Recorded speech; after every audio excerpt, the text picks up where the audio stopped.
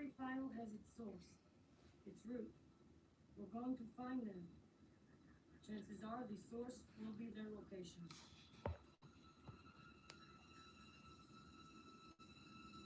Let me know when this is finished, yes? Wait, you just gonna leave me here alone with this running? Yes. And I was never here.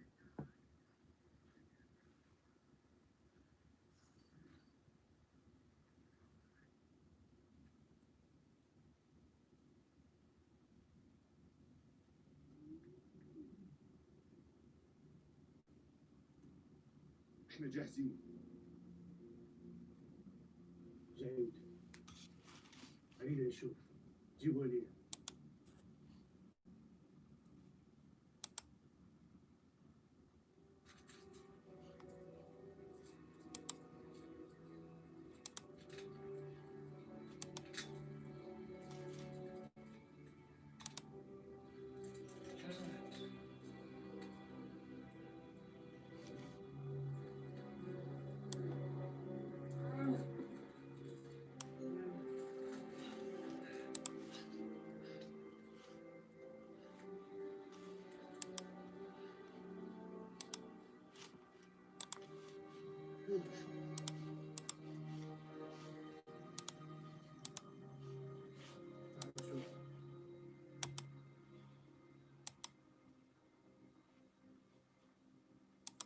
We discussed the value of loyalty. You yourself have these values. You serve your country, loyal to your friends and family. During this occupation, we have learned from our mistakes, advance our mission, and grown strong. One crystal. باين نفسك.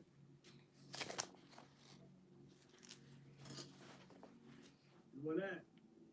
الجنود في أرض المعركة مستعدين بالتضحية من أجل بعضهم البعض. Once consumed, Soren runs through the body, destroying everything in its path. Just like your country, running through our lands, destroying everything in your path. Loyalty. You're fucking insane. No. What I am is someone with a cause. Do you remember that feeling, Daniel? Or have you forgotten?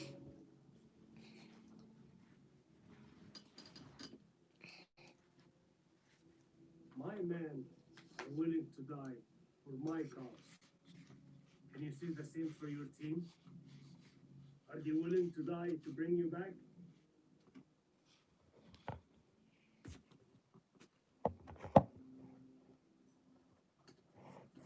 Daniel, just think of all of your wars, your battles. You may have killed all your targets, ruled our sands for over a decade, but in the end, all you did was leave us the tools to fight you back. To build up and strike.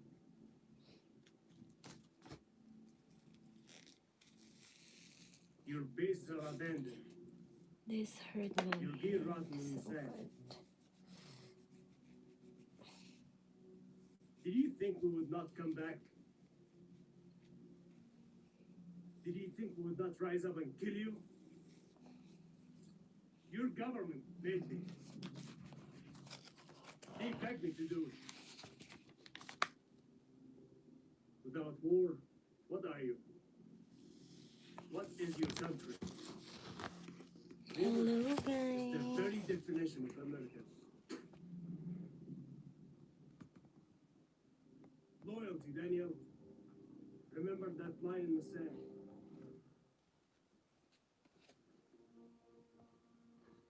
Anything? Nothing. Working on it. Got it. We need to took over the computers, bring some Russian software. Yeah? Listen, I know her heart's in the right place. Who knows? Maybe she's onto something. Resourceful. Me too, son. Me too.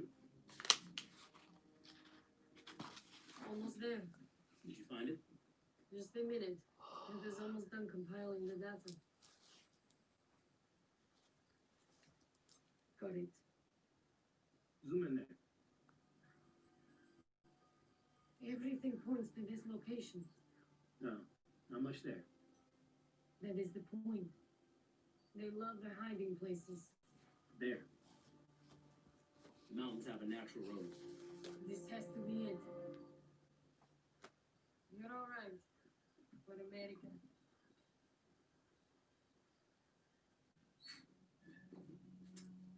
I think we found them. Really? Let me show you. James?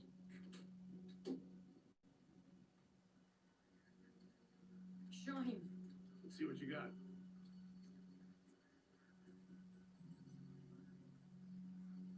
How did you? You don't want to know. Not exactly legal. I don't want to. We found a lead. To triangulate the signal used to upload the video. You sure? Yes. This is vast desert. Not a lot of places to upload something like this.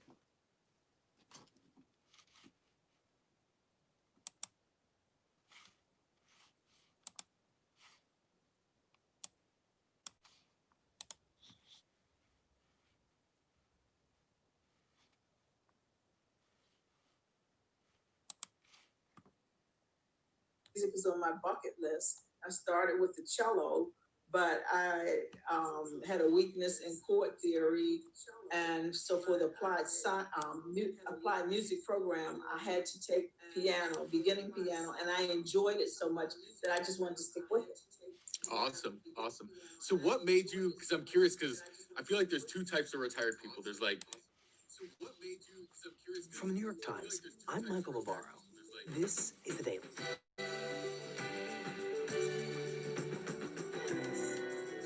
Today, in his first hours as president, Joe Biden signed a flurry of executive orders reversing the legacy of President Trump. White House reporter Mike Shear on what's in the upside and downside of governing by executive action. It's Friday, January 22nd.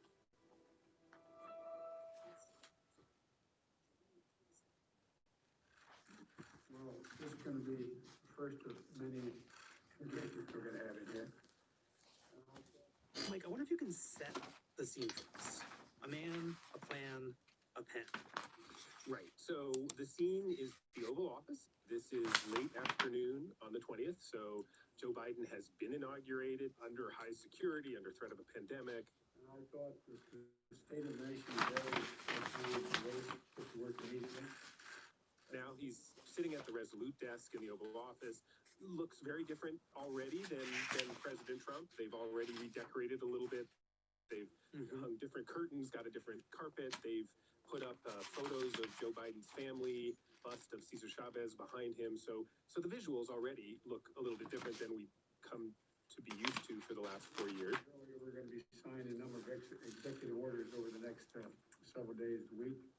And I'm gonna start today, the compounding crisis of COVID, and COVID-19, along with the economic crisis following that. Sitting next to him is a huge stack of folders with the seal of the presidency on it, each one containing a different executive order, executive action, some kind of memo that he's going to sign, and cameras are rolling. He takes one and begins to sign them.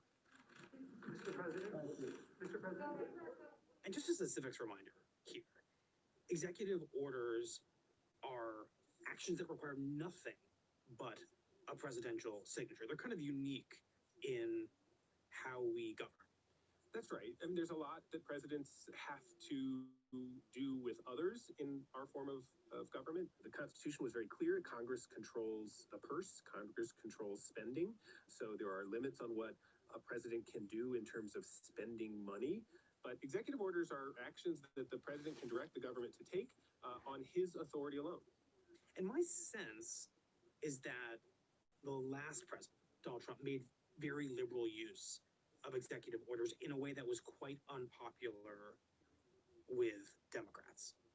Yeah, absolutely. I mean, look, presidents turn to executive orders. They turn to the power of their office when they get stymied in other ways, when they can't work with Congress. Donald Trump obviously had a very volatile and difficult relationship with Congress. And so you saw him in all sorts of ways. He issued executive orders directing the census not to count certain individuals, undocumented immigrants. You saw him issuing executive orders about what federal architecture should look like in Washington, D.C., because he didn't like certain buildings. You saw him shut down the border with Mexico at various times to asylum seekers. It was a kind of never-ending barrage of executive orders, big and small. Some of them had huge impact, some of them less so, but that was essentially the way he governed. Right. And among the critics of those Trump executive orders was Joe Biden, not yet president. And the critique of the executive orders, and I remember it very vividly, was that they represent the imperial presidency, right? Government by executive fiat, no effort to work with Congress or create consensus, but just one leader's view suddenly turning into the full force of the American government. Right. And I think for Biden, that was an especially powerful critique because that argument played into exactly the caricature of Donald Trump that we all, saw over these last 4 years. Somebody who thinks he knows best and isn't interested in finding some sort of common ground. Rather, he wants to impose his view, and that's what he did through the use of these executive orders. Okay, so with that in mind, how much thought did President-elect, now President Joe Biden, and those around him put into the question of how aggressively they would or should use executive orders? So I think they are mindful of the critique, especially of the sort of hypocrisy that they will be accused of given the path that they're taking.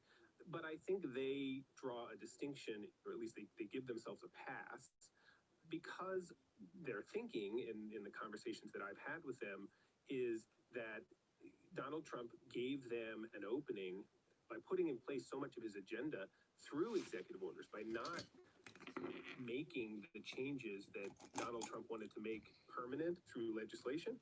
They gave the incoming administration an opportunity to move much more quickly to reverse things than would have been the case if all of these changes had been done through legislation. If Donald Trump, for example, had made some big sweeping changes to immigration policy by law and had gotten a bipartisan consensus, in order to roll that back, the Biden administration would have had to do the same. Instead, they can act in the same way as the Trump administration did, only in reverse. Right, so their internal argument and rationale is, he did it, so we get to do it. It's a little bit of a playground level version of government, but there is some logic to it. Well, and let's not forget, I mean, while Donald Trump was probably the most aggressive user of executive action that we've seen in the last, number of presidents, he's not the first. Barack Obama used executive action pretty aggressively as well, especially towards the end of his 8 years when the Senate and the House were not in his camp. And so it's been a ping pong ball for a while. Okay, so given all that, Mike, let's talk about these executive orders that President Biden signs in the Oval Office in these opening hours of his presidency. Right. So the executive orders and various different actions that he took all sort of fell into a series of buckets. You had executive actions that the president took on COVID and the pandemic. You had another set that were largely around climate change and the environment and rolling back some of President Trump's policies there. And then you had a third really big bucket on immigration and pushing back against President Trump's policies at the border and with enforcement inside the country. Got it. So let's start with the pandemic. What were those executive orders? So the first one is he issued an executive order that mandated the wearing of masks. Now, it wasn't a federal mandate across the country. The president does not have the power to order everybody in the country to wear masks all the time, but he does have the power to make people on federal property, federal employees wear a mask when they're on the job. So for example, you think about the post office, right? Right. Whenever anybody goes in there, it will now be law, you have to wear a mask. So there's both a practical impact of that. If you don't wear a mask, you're in trouble with the federal government, your boss. But there's also the symbolism of saying to the country that the government and its employees are going to lead by example when it comes to wearing masks. Absolutely. And the executive order, I think they understood the kind of limited practical impact of this order, but I think President Biden definitely understood the dramatic contrast that he was drawing with President Trump, who had so resisted to the last day, frankly, ever pressuring people or modeling for the American public the idea that a mask is an important thing to do. And so I think the Biden administration and President Biden were thinking, look, well, let's do what we can to send that message. They also tried to do some steps to address the economic fallout from the pandemic.